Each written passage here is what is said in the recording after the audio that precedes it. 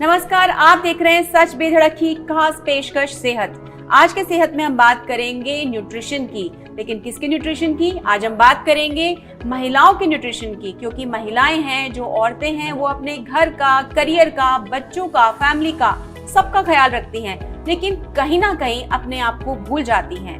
लेकिन हमें ये बात नहीं भूलनी चाहिए कि जब महिलाएं स्वस्थ होंगी तो अपने घर का, परिवार का और अपने करियर का ज्यादा ख्याल रख सकती हैं। किस तरह की प्रॉब्लम्स आती हैं महिलाओं में, किस तरह का ख्याल उन्हें रखना चाहिए, किस तरह की डाइट लेनी चाहिए, इस पर जानकारी देने के लिए आज हमारे साथ मौजूद हैं डॉक्टर अंजलि फाटक। आप सीनियर क्लिनिकल न्यूट्रिशनिस्ट हैं। डॉक्टर अंजलि, आपका सेहत में बहुत बहुत स्वागत है। Thank you Shalini. जैसा कि हम बात कर रहे हैं महिलाओं की, कि हम देखते हैं, आप भी महिलाएं, मैं भी महिलाओं की, कितने सारे काम रहते हैं हमारे आसपास और हम भूल जाते हैं न्यूट्रिशन क्या है, किस तरह से हमें न्यूट्रिशन लेना चाहिए। तो सबसे पहले ये बताइए कि हम न्यूट्रिशन की जब बात करते हैं तो न्यूट्रिशन है क्या? देखिए, न्यूट्रिशन की हम बात करते हैं तो न्यूट्रिशन जो है वो अपने सभी एज ग्रुप के लिए ज़रूरी है। लाइक शरीर के अंदर एनर्जी की ज़रूरत हर एज ग्रुप को होती है। शरीर को डिजीज़ फ्री रहना सभी की आवश्यकता है, किसी तरह की डिफिशियंसी नहीं हो वो सबकी आवश्यकता है। तो ये सब चीज़ें सभी के लिए कॉमन है कि शरीर पूरी तरह से स्वस्थ कैसा रहे। और शरीर स्वस्थ रखने के लिए आपका लाइफस्टाइल ठीक होने के साथ साथ आपका न्यूट्रिशन, मतलब आप क्या इन कर रहे हैं, क्या आप खा रहे हैं, उस पर बहुत ज़्यादा जिसे कहना चाहिए ना कि बहुत ज़्यादा इफेक्ट करता है। अपन कहते हैं ना कि जैसे खाओगे आप अन्न, वैसा रहेगा आपका तन, मन और मस्तिष्क। ये सभी चीज़ें तो आप जो खा रहे हैं वो आपके चेहरे पे, आपके मन और मस्तिष्क पे, और आपकी सोचने समझने की क्षमता, आपकी कार्य क्षमता, आपका फिजिक, आपका कॉन्फिडेंस लेवल, वो सारी चीज़ें उस पर रहता है कि आपका एनर्जी लेवल कितना है। तो आपको खाना बहुत अच्छे से है। सो हम न्यूट्रिशन की बात करते हैं तो न्यूट्रिशन के अंदर हम ऐसी चीज़ों को लेते हैं जो कि आपके शरीर की वृद्धि के लिए, विकास के लिए, प्रॉपर डेवलपमेंट के लिए बहुत ज़रूरी है। लाइक शरीर में हम बात करते हैं कार्ब्स की। हम कहते हैं कि भाई कार्बोहाइड्रेट की हमारे को क्यों ज़रूरत है, हमें तो वेट लॉस के लिए जाना है, लेकिन कार्बोहाइड्रेट जो है वो शरीर के लिए एनर्जी के लिए ज़रूरी है और सभी एज ग्रुप्स के लिए उसकी ज़रूरत है। हाँ, ये ज़रूरत है कि अकॉर्डिंग टू जो आपकी डेली रिक्वायरमेंट है या डेली जो फिजिकल एक्टिविटी है या जो आपका वेट है, उस पर डिपेंड करता है कि आपको कितना कैलोरी की ज़रूरत है, कितना आप बर्न आउट कर रहे हैं, कितना हेल्दी कैलोरीज की ज़रूरत है। उसके साथ और कैलोरीज के लिए हमें कार्ब्स से, फैट से एक अच्छी तरह से एनर्जी अपने को मिलती है। उसके अलावा प्रोटीन्स जो है वो सेकंड इम्पॉर्टेंट न्यूट्रिएंट है, जो कि जैसे आपने कहा कार्ब्स की बात करी, तो हम अगर बात करें एज ग्रुप की और महिलाओं की बात करते हैं, तो अगर हम एज ग्रुप ले 30 to 40 या 40 to 50, वहाँ पर कितना रिक्वायरमेंट रहता है? क्योंकि अगर हम देखिए हमारा इंडियन फूड वो it is full of carbs and fats, बाकी चीजें शायद थोड़ी सेकेंडरी होती है। तो कितना हमें कार्ब्स लेना चाहिए, स्पेशली महिलाओं को जो मे बी 30s में है या 40s टच कर रही हैं या इवन हायर? देखिए, कैलोरी का जो रिक्वायरमेंट होता है वो आपके बॉडी की जो रिक्वायरमेंट है, लाइक आपकी मतलब एडोलेसेंट एज ग्रुप है या आपका एज ग्रुप 15 है या आप एजेड एज ग्रुप में है या आपकी प्रेगनेंसी है, लैक्टेशन है, उस पर डिपेंड करता है। दूसरा, आपका बॉडी का वेट कितना है, उसके ऊपर डिपेंड करता है। तो ये दो चीज़ें हैं, उस पर डिपेंड करता है कि आपकी, और एक रेगुलर यदि हम कहें कि एक आइडल बॉडी वेट का जो भी व्यक्ति है या जो लेडी है, उसके लिए हम मानते हैं तो 1200 से लेकर 1500 तक का कैलोरीज उसकी बॉडी के अंदर एक आइडली होना चाहिए। यदि आपका जिसे कहना चाहिए 150 सेंटीमीटर्स यदि आपका हाइट है और वेट 50 to 52 के आसपास है, तो एक आइडल बॉडी वेट कैटेगरी में आप आते हैं, तो उनके लिए रिक्वायर्ड है कि आपका 1500 तो एटलीस्ट किलो कैलोरीज का रिक्वायरमेंट आपका पर डे के लिए होना चाहिए। जी, आप बात करी थी प्रोटीन की। जो प्रोटीन है उसके बारे में शायद हमें जानकारी नहीं है, या हम आजकल जो वीडियोस देखते हैं सोशल मीडिया पे या जो हमारे पास में इंफॉर्मेशन आती है, हम उसके आधार पर प्रोटीन इंटेक की बात करते हैं। प्रोटीन को नॉनवेज से रिलेट करके देखा जाता है अक्सर कि जो लोग नॉनवेज खाते हैं उनमें प्रोटीन भरपूर मात्रा में होता है, और जो वेजिटेरियन फूड लेते हैं उनमें प्रोटीन कम होता है, डेफिशिएंसी होती है। ये कहाँ तक सच है? देखिए शालिनी, ये बहुत ही बढ़िया आपने क्वेश्चन किया, क्योंकि ये जो क्वेश्चन है ये मेरे क्लिनिक पे भी बहुत सारे पेशेंट्स जो कि बहुत हेल्थ कॉन्शियस है वो ज़रूर पूछते हैं कि मैडम ऐसा है कि हम नॉनवेज नहीं खाते तो कहीं कोई कमी तो नहीं रह गई बॉडी में, या हमारा वेट लॉस तो प्रॉपर होगा।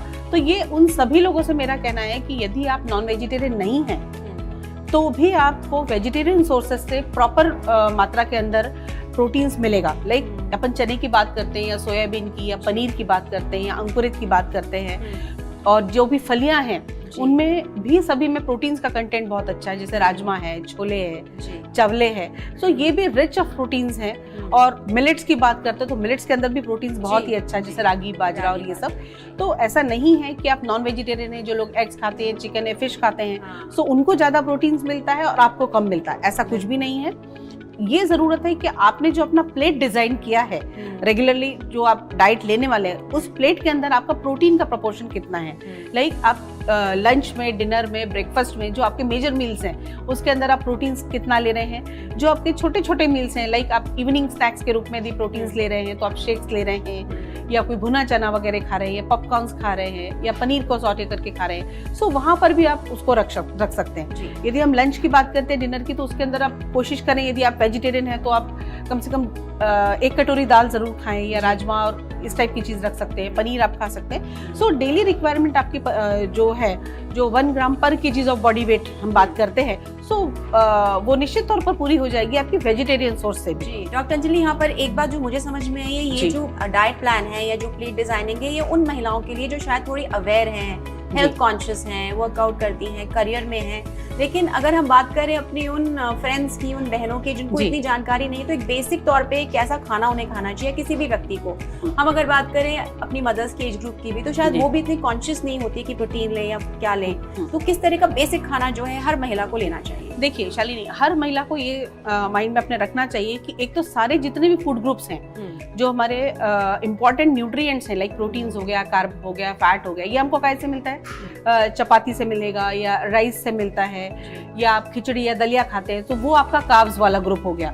प्रोटीन्स हमने अभी डिस्कस कर लिया, दाल वाला जो ग्रुप है, या दूध, दही, या आपको पनीर या उससे मिलेगा, या जितनी भी नट्स हैं या ऑयल सीड्स हैं, या जैसे आप मूंगफली खाते हैं, तो ये सब प्रोटीन्स उससे मिलेगा।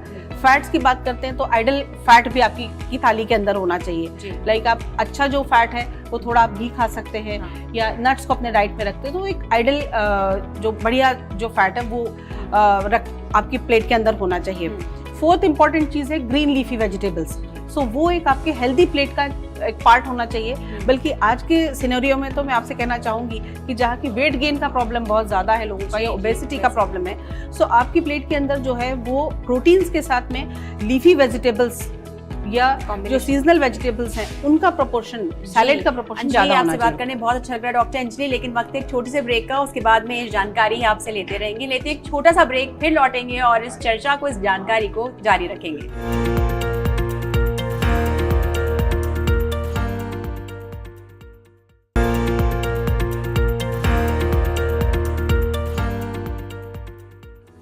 ब्रेक के बाद आपका स्वागत है। आप देख रहे हैं सच पे धड़क की खास पेशकश सेहत, और हम बात कर रहे हैं पौष्टिक तत्वों की, कैसे कोई भी व्यक्ति अपने आप को मानसिक और शारीरिक रूप से अच्छे खान पान से हेल्दी रख सकता है। और हमें इस बारे में जानकारी दे रही हैं डॉक्टर अंजलि फाटक। डॉक्टर अंजलि, हम बात कर रहे थे कि प्रोटीन की आपने बात करी, कार्बोहाइड्रेट्स की बात करी।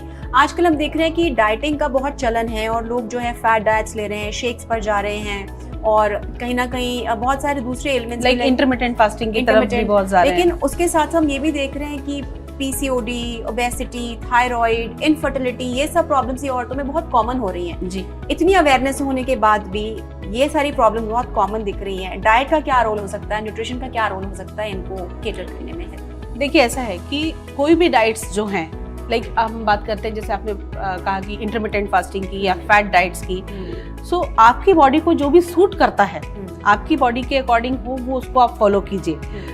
एवरी जो डाइट है, जो भी डाइट है, वो आपको सूट करेगी ये पॉसिबल नहीं है। हर व्यक्ति को डिफरेंट टाइप का डाइट, आपकी बॉडी की रिक्वायरमेंट क्या है। यदि आप ये है डायबिटिक पेशेंट है और आप इंटरमिटेंट फास्टिंग के लिए जा रहे हैं, तो नेचुरली शुगर लेवल आपका अप्स एंड डाउन होगा।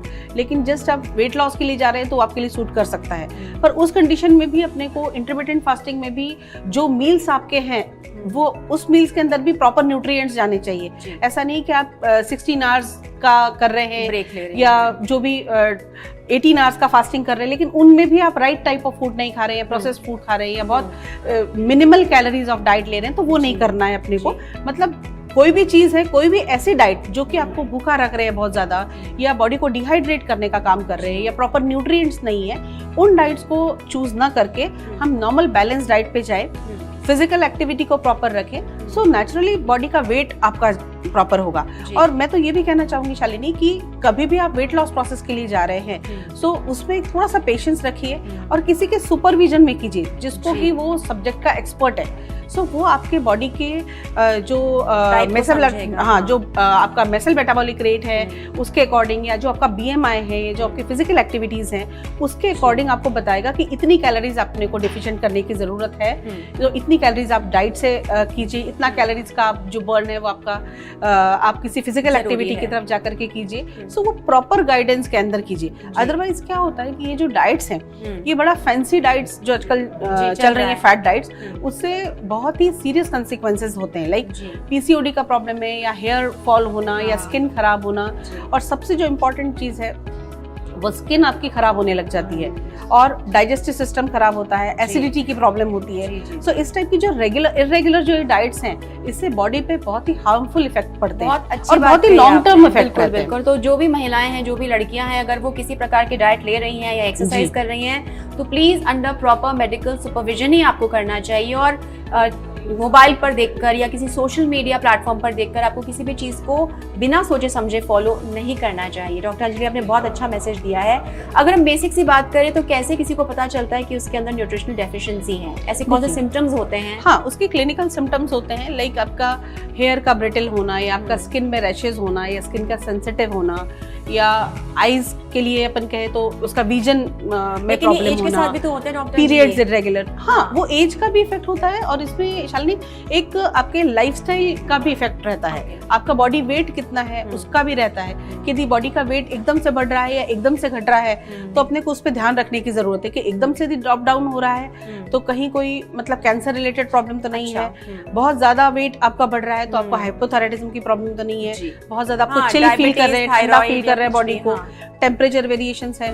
कई बार क्या होता है कि मेनोपॉजल जैसे लेडीज होती है तो उनको समझ में नहीं आता है कि ये हार्मोन्स इम्बैलेंस के कारण कई बार अपने को लगता है बहुत ठंड लग रही है, बहुत ज्यादा गर्मी हो रही है, तो हार्मोन इम्बैलेंस के कारण भी हो सकता है। कई बार क्लिनिकल जो अपन साइन और सिम्टम्स देखते हैं वो डिफिशिएंसी से हो सकते हैं। लाइक आयरन डिफिशिएंसी है तो आप सीढ़ियां बहुत ज्यादा चढ़ रहे हैं और अपने को लग रहा है कि सीढ़ियां चढ़ने के बाद बहुत ज्यादा अपने को ब्रीथलेसनेस हो रही है, बहुत ज्यादा एनर्जी लेवल आपका डाउन है। तो बॉडी आपको साइन देती है, ऐसा नहीं है, बट हमें उस चीज को नजरअंदाज नहीं करना है और उस पर ध्यान देने की जरूरत है कि यदि बॉडी आपकी किसी भी डिफिशिएंसी को शो कर रही है तो आप उसके पे प्रॉपर ध्यान दीजिए जी। और डॉक्टर से चेकअप करवाएं कि वो क्या है आखिर। बिल्कुल, जैसे डायबिटीज होता है तो कई बार बहुत ज्यादा यूरिनेशन का प्रॉब्लम होता है या बहुत ज्यादा थर्स्ट अपने को फील हो रही है, बॉडी का वेट भी डाउन होता है। कई बार डायबिटिक पेशेंट्स ऐसे होते हैं जिनका वेट लॉस होता है, तो उस जगह ध्यान रखने की जरूरत है कि हम एक्चुअली 3 मंथ्स का जो HbA1c लेवल है उसको टेस्ट कराएं या एटलीस्ट रैंडम शुगर टेस्ट कराएं। तो इमीडिएटली यदि हम उसके प्रति कुछ रिएक्ट करते हैं तो स्थितियां बहुत कंट्रोल में रहती हैं और ठीक हो सकती है चीजें। डॉक्टर अंजलि, एक बहुत कॉमन जो हम देखते हैं डेफिशिएंसी और जिसकी बहुत बात भी होती है और आजकल तो बहुत सारे उनके लिए सप्लीमेंट्स भी आ गए हैं, बहुत सारी कंपनीज अपने आप को प्रमोट कर रही है। एक तो होती है आयरन डेफिशिएंसी और दूसरी होती है कैल्शियम। जी। तो इन डेफिशिएंसीज का पता कैसे चलता है और इनको समय रहते अपने ही लेवल पे क्या हम क्योर कर सकते हैं, ट्रीट कर सकते हैं, स्पेशली फॉर वुमेन? हाँ, बिल्कुल कर सकते हैं। जैसे आपने भी कहा आयरन और कैल्शियम डिफिशिएंसी है, विटामिन B12 की डिफिशिएंसी, इवन इन दिनों तो विटामिन D की भी डिफिशिएंसी है। तो उसके जो साइन और सिम्टम्स हैं जैसे कि बहुत ज्यादा पेलनेस होना या आपकी येलोइश होना स्किन या नेल्स खराब होना, ये आयरन डिफिशिएंसी के कारण कई बार होता है। अपने को वीकनेस बहुत ज्यादा फील होती है या स्पेशली गर्ल्स में पीरियड्स के दौरान बहुत ज्यादा पेनफुल कंडीशन हो जाती है, तो वो है। विटामिन B12 की यदि बॉडी के अंदर डिफिशिएंसी है, मैग्नीशियम की डिफिशिएंसी है तो क्रैम्प्स आते हैं पैरों के अंदर, वो अपने को पता चलता है कि बॉडी डिहाइड्रेशन की कंडीशन में और कुछ ना कुछ डिफिशिएंसी की प्रॉब्लम बॉडी में है। और यदि अपन विटामिन D की बात करते हैं तो उसका डायरेक्ट स्किन पे इफेक्ट आता है। तो स्किन रिलेटेड प्रॉब्लम या हार्मोन्स इम्बैलेंस है, PCOD PCOS की प्रॉब्लम्स है, तो कहीं ना कहीं वो प्रॉब्लम्स होती हैं स्किन रिलेटेड, जैसे रिकेट्स की प्रॉब्लम है या अदर विटामिन D डिफिशिएंसी से हार्मोन्स इम्बैलेंस भी होते हैं। बहुत ही इंटरेस्टिंग बातचीत चल रही है, लेकिन वक्त एक छोटे से ब्रेक का, फिर लौटेंगे और आपसे ये जो बातचीत है जारी रखेंगे। वक्त एक छोटे से ब्रेक का, फिर लौटेंगे और डॉक्टर अंजलि से हेल्थ और न्यूट्रिशन को लेकर बातचीत जारी रखेंगे।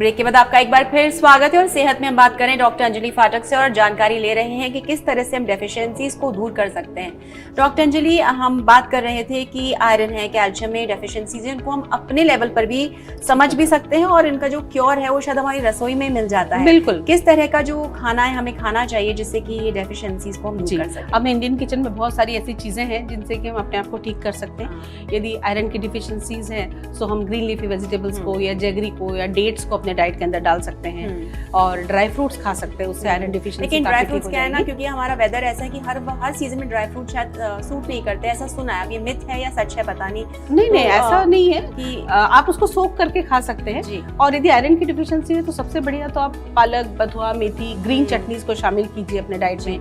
कैल्शियम की डिफिशिएंसी तो दूध और दूध से बने हुए पदार्थ हैं, उनको अपने डाइट में डाल सकते हैं, जैसे आप दूध, दही, छाछ, राबड़ी। मिलेट्स को अपने डाइट में डालिए जिससे कि आयरन भी और कैल्शियम भी ये सब मिल जाएगा आपको। जैसे कि जौ है, बाजरा है और मक्का है, कंगनी है, ये सब इतने बढ़िया है मिलेट्स अभी। यानी कि वापस हमें ना वो पुराने डाइट्स की तरफ जाना, वापस अपने जो हमारी जड़ें हैं उन पर जाने की जरूरत है।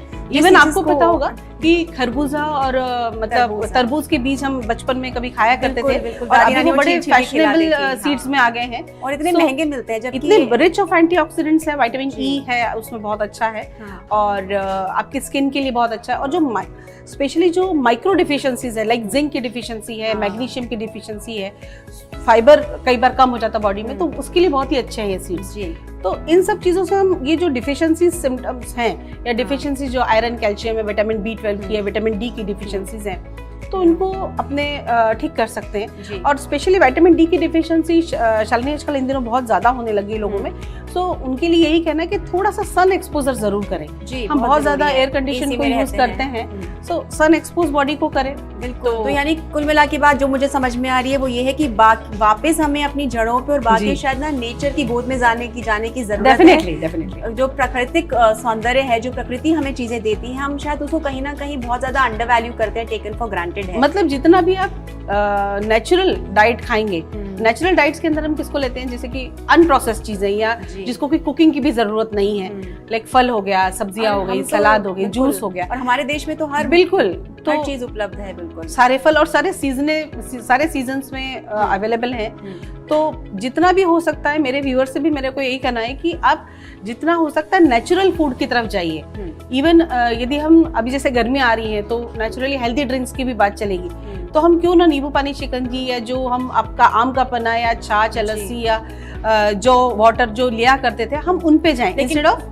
बिल्कुल, बहुत अच्छी बात डॉक्टर अंजलि। लेकिन जो महिला घर पे रहती हैं, जो लोग अपने आप को टाइम दे सकते हैं, जो उनकी टेक केयर हो सकती है, वो उनके लिए थोड़ा कन्वीनियंट है सब करना।